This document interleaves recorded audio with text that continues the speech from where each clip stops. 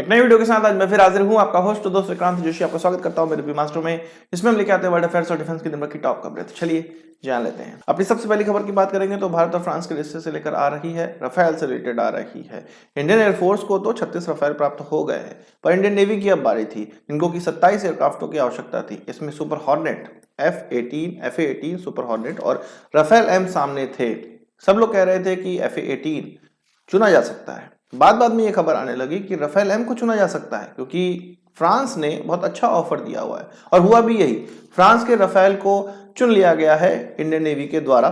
27 की संख्या में अब इसको खरीदा जाएगा। ये चीज अभी भारतीय मीडिया में अभी रिपोर्ट हुई है, इससे पहले फ्रांस की मीडिया में रिपोर्ट होने लगी है। असल में मार्च में उनके राष्ट्रपति की भारत यात्रा होगी और उसी समय कहा जा रहा है कि ये डील साइन की जा सकती है। इस डील के साइन होते ही राफेल को भारतीय नेवी में जगह मिल जाएगी और हो सकता है कि 2-3 सालों में इसकी डिलीवरी स्टार्ट कर दी जाए, पर त्वरित डिलीवरी इसकी की भी जा सकती है, क्योंकि ये फ्रांस का ऑफर भी था कि फ्रांस की नेवी से भी हटाकर कुछ एयरक्राफ्ट भारत को दे दिए जाएंगे अभी कंटिजेंसी के तौर पे, क्योंकि इंडियन नेवी का जो INS विक्रांत है वो खाली है, उस पर कोई भी एयरक्राफ्ट उड़ने के लिए नहीं है, हमारे पास उड़ाने के लिए नहीं है, तो उसमें एयरक्राफ्ट की तो आवश्यकता है। चीन का जो भी सिनारियो चल रहा है उसके लिए तो हमारे एयरक्राफ्ट कैरियर में एयरक्राफ्टों की आवश्यकता तो पड़ेगी। इसी दिक्कत को पूरा करने के लिए फ्रांस के रफेल को चुना गया है, रफेल एम को चुना गया। एयरफोर्स के रफेल और नेवी के रफेल एम में काफी चीजें अलग होती हैं, पर बहुत सी सिमिलैरिटी भी होती है।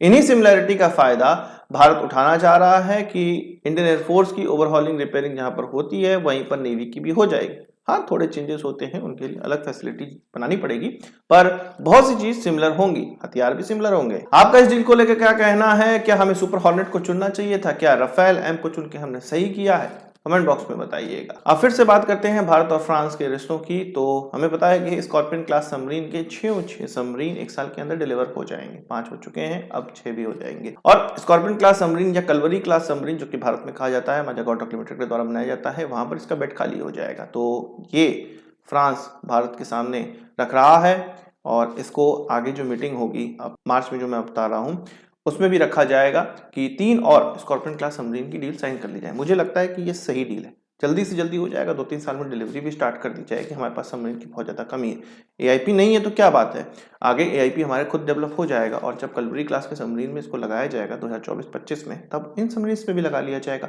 और साथ में ही लगा दिया जाएगा, क्योंकि जब लगने लगेगा तो प्रोडक्शन वाले सबमरीन में भी इसको लगा दिया जाएगा। तो मुझे लगता है कि डील आगे कर लेनी चाहिए। अब ये देखना है कि फ्रांस किस प्रकार का ऑफर रखता है, कितने महंगा, कितना दाम पे ये ऑफर हमें देता है। आपकी नजर मेरे इस ग्लव्स पे और हमारे शमैक पे जरूर गई होगी। आपको ये चाहिए, लिंक डिस्क्रिप्शन में पड़ा हुआ है, कमेंट बॉक्स में भी पड़ा रहेगा, पिन कमेंट में हमारी वेबसाइट में मिल रहा है, जाके ले सकते हैं आप। अब फिर से बात कर लेते हैं इंडियन नेवी की। इंडियन नेवी के द्वारा एक ऑटोनोमस वेपनाइज्ड बोट का कॉन्ट्रैक्ट दिया गया है सागर इंजीनियरिंग डिफेंस लिमिटेड को। असल में इसको आईडेक्स के द्वारा चुना गया था, जो कि इंडियन नेवी का एक इनिशिएटिव था, जिसमें कि इस प्रकार के ऑटोनोमस सिस्टम को डेवलप करना था, या आप कह सकते हैं ड्रोन, बोट की तरह का एक ड्रोन जिसको कि डेवलप करना था। इसमें सागर डिफेंस इंजीनियरिंग लिमिटेड अव्वल आया था और उसको ये कॉन्ट्रैक्ट प्राप्त हुआ है। इस प्रकार के बोट की आवश्यकता नेवी को उस समय पड़ेगी, जिस समय ये नेवी को चाहिए होगा कि उसको सर्वेलांस कहीं का करना है, अपने आदमी नहीं भेजने हैं, साथ ही साथ उसमें वेपन भी लगा होना चाहिए, उसमें लॉटरिंग एम्यूनिशन भी लगा होना चाहिए, ताकि किसी दुश्मन पर अटैक भी किया जा सके। तो 12 सिस्टम का कॉन्ट्रैक्ट पहले दिया जाएगा, उसके बाद देखा जाएगा इनकी परफॉर्मेंस कैसी है, किस तरह की चीज निकल कर आती है, काम के योग्य है या नहीं, उसके बाद और जाके और भी कॉन्ट्रैक्ट दिया जा सकता है।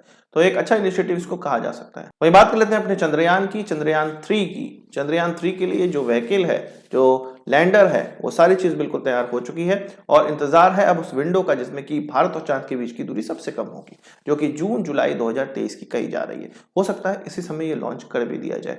अभी इसकी घोषणा नहीं की गई है, अभी सारी गणनाएं की जा रही हैं, पर जो इसके लिए बिल्डिंग ब्लॉक्स है, जो हमारे पास रॉकेट होना चाहिए, जो लैंडर होना चाहिए, रोवर होना चाहिए, बिल्कुल तैयार अवस्था में है। जापान के साथ मिलकर हम ये प्रोग्राम कर रहे हैं। वहीं गगनयान की हम लोग अगर बात कर लेते हैं, 2024 की डेट खिसक चुकी है, पर ये कहा जा रहा था क्यों लेट हो रहा है, बहुत सी चीजों में लेट हो रहा है, पर जो हमारे क्रू मॉड्यूल में लाइफ सपोर्ट बनाना है, उसकी जो टेक्नोलॉजी है, वो भारत पहले सोच रहा था कि खरीद लिया जाएगा, जल्द से जल्द ये काम हो जाएगा, पर उसका मिलना बहुत ज्यादा कठिन और बहुत ज्यादा महंगा है, बहुत ज्यादा महंगा है। तो भारत ने ये सोचा था कि कुछ टेक्नोलॉजी ले ली जाएगी दूसरे देशों से, जैसे कि फ्रांस और रशिया से से और कुछ खुद की डेवलप कर ली जाएगी, तब इसको बना लिया जाएगा। पर वो भी बहुत ज्यादा महंगा है और मिलना वो भी कठिन हो रहा है। इसलिए भारत ये सोच रहा है कि जितना भी लाइफ सपोर्ट है क्रू मॉड्यूल के अंदर वो खुद डेवलप कर ले। खुद डेवलप में समय तो लगता ही है, पर एक चीज अच्छी हो जाएगी जब अगर भारत के लिए डेवलप हो जाएगा, भारत दूसरे देशों को ये बेच भी सकता है अगर चाहे तो, और भारत इसमें और भी नई चीजें भी डाल सकता है। तो एक अच्छी चीज को कहा जा सकता है आवश्यकता आविष्कार की जननी होती है। जितने ही देश हमको सामान नहीं देंगे उतनी ही तेज हम इनको डेवलप भी करेंगे। अब बात कर लेते हैं भारत और अर्जेंटीना के रिश्तों की। भारत के द्वारा अर्जेंटीना में 2 प्रकार की माइंस और 3 माइंस, 2 प्रकार की माइंस इसलिए मैं कह रहा हूं लिथियम और कॉपर की।